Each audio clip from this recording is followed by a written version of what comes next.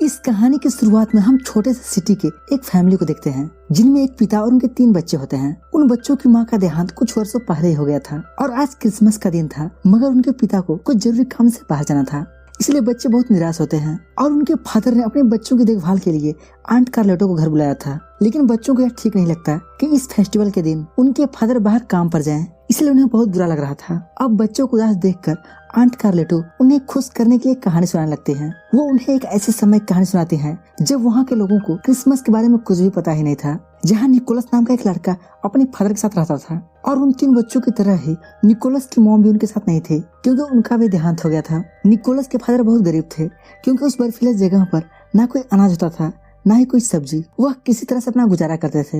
एक दिन निकोलस अपने फादर के साथ अपने घर में होता है, तभी उन्हें किसी की आहट मिलती है जिससे निकोलस के फादर कुल्हाड़ी लेकर उसे मारने जाते हैं, मगर निकोलस देखता है कि ये तो एक चूहा है, इसलिए वह उसे अपने फादर से बचा लेता है, जिसके बाद वो चूहा उसका दोस्त बन जाता है और फिर निकोलस उसका नाम मीका रखता है। एक दिन उनके राजा सभी को राजमहल में बुलाते हैं और जब सभी लोग राजमहल में पहुंचते हैं तो राजा उनके सामने आते हैं और कहते हैं कि हमारे राज्य की स्थिति बहुत खराब चल रही है, हम लोग मुस्कुराना तो जैसे भूल ही गए हैं, इसलिए मैंने एक फैसला किया है कि अगर कोई व्यक्ति इस राज्य के लिए कुछ नया या जादू लाकर मुझे देगा जिससे मेरे राज्य के सारे लोग खुश हो जाएंगे और मुझे जीने का एक नया उम्मीद मिल जाएगा, तो मैं उसे धन दौलत से माला माल कर दूंगा। ये जानने के बाद सभी लोग कुछ नया करने के बारे में सोचने लगते हैं और फिर राजमहल से लौटने के बाद निकोलस के फादर उससे बताते हैं कि मैं अपने कुछ दोस्तों के साथ एल्फन नाम की एक सिटी की खोज में जा रहा हूँ, जो कि हमारे राज्य से बहुत दूर एक जादुई सिटी है जहाँ पर ढेर सारी खुशियाँ और ढेर सारा चॉकलेट है क्योंकि वहाँ बहुत सारी परियां हैं और फिर लौटने पर राजा जो हमें दौलत देंगे हम सभी आपस में बांट लेंगे।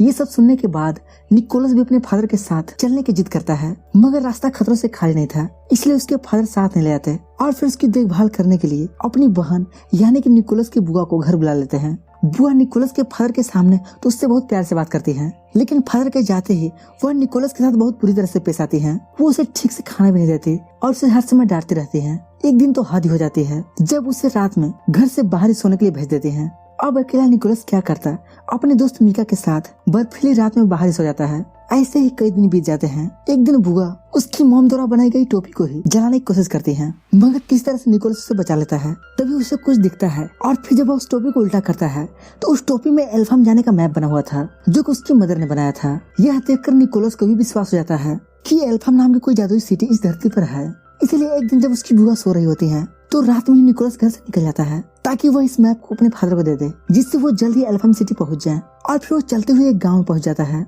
जहाँ एक बूढ़ी औरत रास्ता रोक पूछती है, कहाँ जा रहे हो बच्चे? तो निकोलस कहता है, मैं अपने फादर को खोजने जा रहा हूँ जो कि एल्फम सिटी की तलाश में निकले हुए हैं। तो बूढ़ी औरत कहती है कि तुम्हारा जाना बेकार है क्योंकि एल्फम नाम की सिटी की तलाश में जितने भी लोग गए हैं उनमें से कोई भी वापस लौट कर नहीं आया है। यह सुनकर निकोलस भी थोड़ा डर जरूर जाता है, मगर वो पीछे नहीं मुड़ता क्योंकि उसने निश्चय कर लिया था और फिर वह आगे ही बढ़ता जाता है। वो एक बर्फीले जंगल से होते हुए जा रहा था कि तभी एक बारहसिंगा उस पर अटैक कर देता है, जिससे बचते हुए निकोलस एक पेड़ पर चढ़ जाता है, मगर तभी उसकी नजर बारहसिंगा पर जाती है जिससे एक तीर लगा हुआ था और वह दर्द के मारे तड़प रहा था। इसलिए निकोलस नीचे उतरकर उसकी बॉडी से तीर निकाल लेता है, जिससे वो बारहसिंगा उसका दोस्त बन जाता है और फिर निकोलस उसका नाम लेक विल्सन रख देता है और फिर लेक विल्सन उसे अपने पीठ पर बिठाकर आगे बढ़ने लगता है, जिससे उसका रास्ता और आसान हो जाता है और वो आगे बढ़ते हुए उस चट्टान के पास पहुंच जाते हैं और फिर वो आगे बढ़ने लगते हैं। अब निकोलस को लग जाता है कि हमारा मंजिल बहुत करीब है, लेकिन इसी तरह से कई घंटों के सफर के बाद भी आगे उन्हें कुछ भी नहीं दिखता, बस ऊंची ऊंची पहाड़ियां ही दिखती हैं।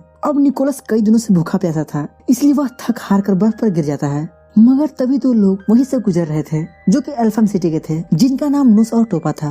निकोलस को बेहोश देख टोपा उसे अपनी जादू से ठीक कर देता है। निकोलस को होश आते ही वो उनसे पूछता है कि तुमने मुझे कैसे ठीक किया? तो टोपा कहता है, विश्वास, मैंने तुम्हारे ऊपर विश्वास का जादू किया। और फिर टोपा उससे पूछता है कि तुम यहाँ अकेले क्या कर रहे हो? तो उनसे बताता है कि मैं अपने फादर को ढूंढने के लिए निकला हूँ जो कि एल्फन सिटी की तलाश में निकले थे। क्या तुम लोग बता सकते हो कि एल्फन सिटी कहाँ है? तो नुस कहती है, क्यों नहीं, हम लोग भी तो एल्फन सिटी के ही हैं, क्या तुम्हें एल्फन सिटी नहीं दिख रही? तो निकोलस कहता है, सिटी? मुझे तो कुछ भी नहीं दिख रहा है, तुम किस सिटी की बात कर रहे हो? तो टोपा कहता है, विश्वास, अगर तुम विश्वास करोगे तो तुम्हें सब कुछ दिखेगा। और फिर निकोलस अपनी आंखों पर विश्वास करता है, जिससे उसे सच में एल्फन सिटी दिखने लगती है, जहाँ जाने पर उसे बहुत सारे लोग दिखते हैं जो कि काफी खुश थे, जहाँ ढेर सारी मिठाइयाँ, चॉकलेट और खुशियाँ थी। इसी खुशी के मौके को वे लोग क्रिसमस का नाम दे रहे थे, मगर तभी उस सिटी की रानी वहाँ आ जाती हैं और चिल्लाने लगती हैं कि आज के दिन कोई भी खुशियाँ नहीं मनाएगा क्या तुम भूल गए इंसान ने हमारे साथ क्या किया? हमने उन्हें मिठाई, चॉकलेट और ढेर सारा खुशियाँ दी, लेकिन फिर भी वे लोग हमारे लिटिल किड को उठाकर ले गए। तभी क्वीन निकोलस को देख लेती है और बहुत तेज से गुस्सा करती है कि तुम इस सिटी के अंदर कैसे आए और तुम भी यहाँ से कुछ चुराने के लिए आए होगे। तो निकोलस कहता है नहीं नहीं, आप गलत सोच रही हो, मैं तो यहाँ अपने फादर को खोजने के लिए आया था। मगर क्वीन इसकी एक भी नहीं सुनती और फिर उसे ले जाकर एक जेल में बंद कर देती है, जहाँ निकोलस की मुलाकात पिक्सी नाम के एक परी से होती है। तो निकोलस उससे बहुत रिक्वेस्ट करता है, क्या तुम मेरी यहाँ से निकलने में मदद कर सकती हो, क्योंकि मुझे मेरे फादर को ढूंढना है, जिनसे मैं कई दिनों से नहीं मिला हूँ। यह सुनकर उस परी को निकोलस पर तरस आता है, जिससे वो उसकी मदद के लिए तैयार हो जाती है और फिर वहाँ के एक मोटे शैतान को चकमा देकर आसमान में उसे लेकर उड़ जाती है। लेकिन तब तक उस सिटी के गार्ड उनका पीछा करने लगते हैं। वो किसी तरह से उनसे बचते हुए वहाँ से भागने वाले होते हैं कि तभी गेट बंद होने वाला होता है। इसलिए परी निकोलस को जाने के लिए बोल वो खुद उन गार्ड को संभालने लगती है, जिससे निकोलस अपने दोस्त मिका और लेक विल्सन के साथ वहाँ से बच निकलता है। लेकिन कई घंटों तक चलने के बाद भी उन्हें कोई रास्ता नजर नहीं आ रहा था। तब निकोलस प्रार्थना करता है कि हे भगवान, हमें कोई रास्ता दिखाओ। तभी उसे जंगल में कोई सुनहरी चमकती हुई एक रस्सी दिखाई देती है और फिर वह उस रस्सी का पीछा करते हुए आगे जाने लगता है। वो सुनहरी रस्सी उसे एक पिंजरे के पास ले जाती है, जहाँ उसे वही लिटिल किड कैद मिलता है। निकोलस उसे छुड़ाने की कोशिश करने लगता है, लेकिन तभी वही इंसान और उसके फादर बीच में आ जाते हैं। तब निकोलस अपने फादर से कहता है कि आपने उनके बच्चे को क्यों चुराया। वे लोग इंसानों से पहले ही गुस्सा थे और अब तो और भी ज्यादा गुस्सा हो गए हैं। हमें इस बच्चे को नहीं लौटाना होगा। लेकिन ये लोग उसकी एक भी नहीं सुनते और कहते हैं कि हम सब इस बच्चे के बदले उनसे ढेर सारी दौलत और चॉकलेट्स की मांग करेंगे और वे उनके दिए गए उपहारों को अपने राजा को जाकर देंगे, जिससे हमारे राजा हम पर काफी ज्यादा खुश होंगे और हमारी लाइफ बना देंगे। यह सुनकर निकोलस कहता है, नहीं पापा, यह गलत है, हमें इसे अभी तुरंत आजाद करना होगा। ये सुनकर वे लोग काफी गुस्सा हो जाते हैं और फिर उसे भी वहीं पेड़ में बांध देते हैं। अब रात होने पर उसके पापा चोरी से उनके पास आते हैं और कहते हैं कि बेटा मुझे माफ करना, मैं अपने दोस्तों के सामने तुम्हारी कोई मदद नहीं कर पाया, लेकिन मैं अब तुम्हारे साथ हूँ। इसके बाद निकोलस के फादर लिटिल किड को आजाद कर देते हैं और फिर निकोलस के साथ भेज देते हैं। मगर तभी वहाँ पर शोर हो जाता है और फिर वहाँ के लोग जाग जाते हैं और तीर बार से उन पर अटैक करने लगते हैं। इधर निकोलस लेक विल्सन को काफी तेजी से भगाने की कोशिश करता है, लेकिन उसके फादर की वेट ज्यादा होने के कारण लेक विल्सन ज्यादा तेज भाग नहीं पा रहा था। अब निकोलस को एक मैजिक याद आती है, उम्मीद की मैजिक, यानी कि जो हम सोच सकते हैं उसे रियल में भी कर सकते हैं। इसलिए निकोलस अपने लेक विल्सन को उड़ने के लिए कहता है। विल्सन उड़ने की कोशिश भी करता है, लेकिन ज्यादा वेट होने के कारण उसके सिर्फ आगे के ही दो पैर उठ पा रहे थे। यह देखकर उसके फादर समझ जाते हैं कि अगर मुझे अपने बेटे और लिटिल किड की जान बचानी है तो मुझे यहाँ से कूदना होगा।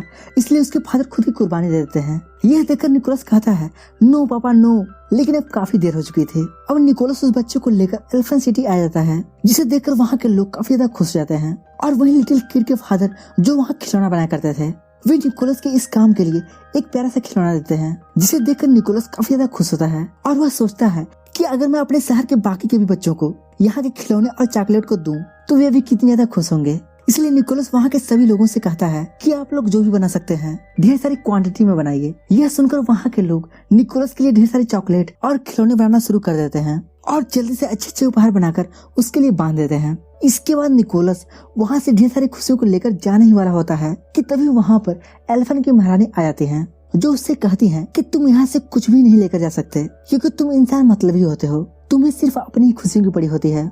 इतना कहकर महारानी उसे हवा में उल्टा लटका देती है। तभी महारानी को उसके गले में लटक रही लूमी का लॉकेट दिख जाता है। तो महारानी उससे पूछती है कि तुम कौन हो, तुम्हारे पास ये लॉकेट कहाँ से आया। तब निकोलस उनसे बताता है कि मैं लूमी का बेटा हूँ, यह लॉकेट मुझे अपनी मॉम से मिला है। यह सुनकर महारानी कहती है कि कुछ सालों पहले लूमी यहाँ आई थी और वो हमारे अच्छे दोस्त बन गए थे। यहाँ के लोग उससे काफी ज्यादा खुश थे, इसीलिए हमने उसे काफी ज्यादा चॉकलेट देकर यहाँ आने का वादा लिया था, लेकिन उस दिन के बाद से वो यहाँ वापस आई ही नहीं। यह सुनकर निकोलस बताता है कि मेरी मॉम यहाँ से लौटने के बाद काफी ज्यादा बीमार हो गई थी, इसलिए वह आज इस दुनिया में नहीं रही। अगर वो जिंदा होती तो आप लोगों से मिलने जरूर आती। यह सुनकर वहाँ के सभी लोग काफी ज्यादा इमोशनल हो जाते हैं। तभी महारानी को भी निकोलस के साथ किए गए बुरे व्यवहार के लिए बहुत बुरा लग रहा था, इसलिए उसे ढेर सारी खुशियाँ और चॉकलेट देकर यहाँ से विदा कर देते हैं। इसके बाद निकोलस सीधे उड़ते हुए अपने राज्य के सभी बच्चों के पास जाता है और फिर उनके पास वहाँ से लाई हुई एक एक उपहार रखने लगता है, जिसे सुबह बच्चे देखकर काफी ज्यादा खुश होते हैं। और फिर निकोलस साल के एक बार वहाँ के सारे बच्चों के पास कोई न कोई उपहार जरूर रख देता था, जिससे उसका नाम निकोलस से क्रिसमस हो गया। इधर एंट की कहानी सुनकर बच्चे काफी ज्यादा खुश होते हैं और इसी के साथ ये प्यारी सी कहानी यहीं पर खत्म हो जाती है। तो दोस्तों, उम्मीद करते हैं कि आपको ये स्टोरी जरूर पसंद आई होगी।